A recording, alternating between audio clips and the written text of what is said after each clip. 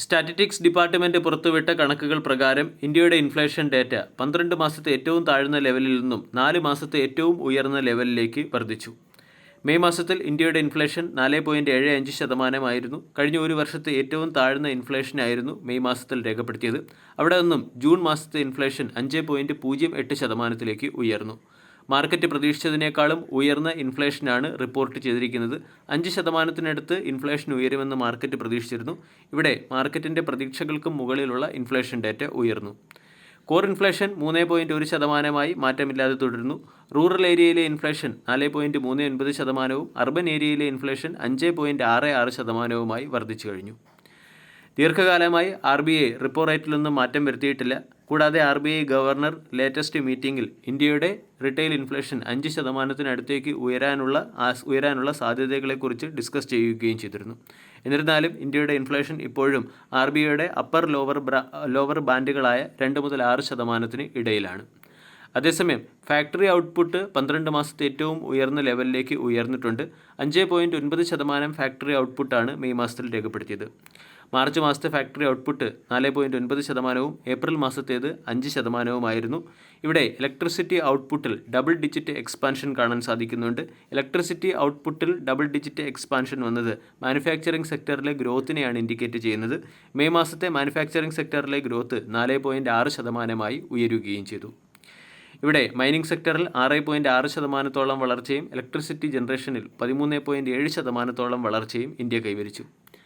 ഇന്ത്യയുടെ എക്കോണമി ഇപ്പോഴും മികച്ച ഗ്രോത്തിൽ തന്നെയാണ്. 2024 ഫിനാൻഷ്യൽ ഇയറിൽ 8.2% GDP ഗ്രോത്താണ് ഇന്ത്യ മെയിൻറ്റെയിൻ ചെയ്തത്. RBIയുടെ കണക്കനുസരിച്ച് 2025 ഫിനാൻഷ്യൽ ഇയറിലും ഇന്ത്യൻ എക്കോണമി 7.2% വളർച്ച കൈവരിക്കും. ഇന്ന് ക്വാർട്ടർലി റിസൾട്ട് വന്ന HCL ടെക്നോളജിയുടെ ക്വാർട്ടർലി റിസൾട്ടിലേക്ക് കൂടി കടക്കാം. HCL ടെക്നോളജി ഇന്ന് 3.3% ഉയർന്ന് 1561-നടുത്ത് ക്ലോസിംഗ് നൽകി. 4 ലക്ഷം കോടി രൂപയുടെ മാർക്കറ്റ് ക്യാപ്പുള്ള കമ്പനിയുടെ valuation 26.99, dividend yield 3%, 52 week high 1697, 52 week ഹൈയിൽ നിന്നും സ്റ്റോക്ക് ഇപ്പോഴും ഡിസ്കൗണ്ടിൽ ലഭിക്കുന്നു. 2025 ഫിനാൻഷ്യൽ ഇയറിലേക്കുള്ള ഗ്രോത്ത് ഗൈഡൻസ് ഇൻടാക്റ്റ് ആണ് എന്നുള്ള സൂചനയാണ് HCL ടെക്കിൻ്റെ ക്വാർട്ടർലി റിസൾട്ടിൽ നിന്നും ലഭിക്കുന്നത്. 2024-25 ഫിനാൻഷ്യൽ ഇയറിൽ 3.5% റവന്യൂ ഗ്രോത്ത് ഗൈഡൻസ് ആണ് കമ്പനി മെയിൻറ്റെയിൻ ചെയ്തത്. ഈ റവന്യൂ ഗ്രോത്ത് ഗൈഡൻസ് മെയിൻറ്റെയിൻ ചെയ്യുന്ന രീതിയിലുള്ള ഒരു ക്വാർട്ടർലി റിസൾട്ട് കമ്പനി പുറത്തുവിടുകയും ചെയ്തു.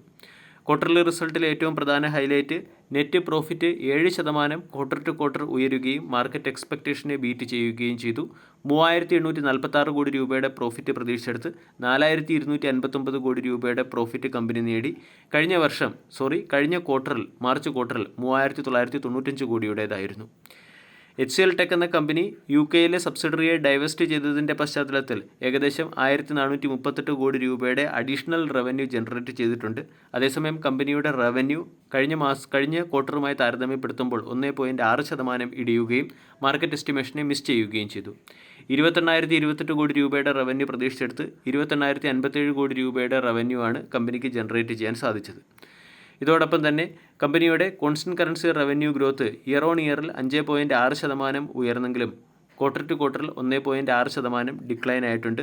Revenue in terms of dollar sequentially 1.9% ഡിക്ലൈനായി. എബിറ്റ 4.6% ഇടിഞ്ഞു. ഏകദേശം 4,806 കോടി രൂപയുടെ എബിറ്റ പ്രതീക്ഷിച്ചെടുത്ത് 4,795 കോടിയുടെ എബിറ്റയാണ് കമ്പനിക്ക് നേടാൻ സാധിച്ചത്. കഴിഞ്ഞ ക്വാർട്ടറിൽ എബിറ്റ 5,024 കോടിയായിരുന്നു. മാർജിനിലും 50 ബേസിസിൻ്റെ കോൺട്രാക്ഷൻ വന്നിട്ടുണ്ട്. മാർജിൻ 17% പ്രതീക്ഷിച്ചെടുത്ത് 17.1% ഉയർന്നെങ്കിലും കഴിഞ്ഞ ക്വാർട്ടറുമായി താരതമ്യപ്പെടുത്തുമ്പോൾ 17.6%-ൽ നിന്നും 17.1%-ലേക്ക് ഇടിഞ്ഞു. ക്വാർട്ടർലി റിസൾട്ടിനോടനുബന്ധിച്ച് കമ്പനി 12 രൂപ പെർ ഷെയർ എന്ന റേറ്റിൽ ഡിവിഡൻഡ് പ്രഖ്യാപിച്ചിട്ടുണ്ട്. മറ്റുള്ള IT കമ്പനികളിൽ നിന്നും വിഭിന്നമായി HCL ടെക് എന്ന കമ്പനിയുടെ എംപ്ലോയീസ് ഹെഡ് കൗണ്ടിലും കുറവ് വന്നിട്ടുണ്ട്.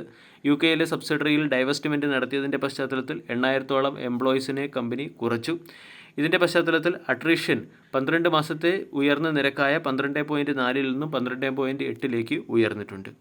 കമ്പനിയുടെ പ്രധാന ഗ്രോത്ത് ഡ്രൈവായി ഇപ്പോൾ പ്രവർത്തിക്കുന്നത് നോർത്ത് അമേരിക്കൻ മാർക്കറ്റും യൂറോപ്യൻ മാർക്കറ്റുമാണ്. US-ലെ ഗ്രോത്ത് കുറഞ്ഞു വരികയാണ്. അതുപോലെ തന്നെ BFSI സെഗ്മെൻറ്റിലെ പെർഫോമൻസ് നോക്കിയാൽ സീക്വൻഷ്യലി BFSI സെഗ്മെൻറ്റിൽ 2.2% റവന്യൂ ഗ്രോത്ത് ഉണ്ടെങ്കിലും ഇയർ ഓൺ ഇയറിൽ 1.3% ഇടിഞ്ഞിട്ടുണ്ട്.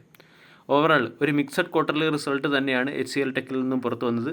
പക്ഷേ എൻ്റെ IT സെഗ്മെൻറ്റ് ബുള്ളിഷ് ആയതുകൊണ്ട് ചിലപ്പോൾ സ്റ്റോക്കിൽ ഒരു ബുള്ളിഷ് ആക്ഷൻ പ്രതീക്ഷിക്കാവുന്നതാണ്.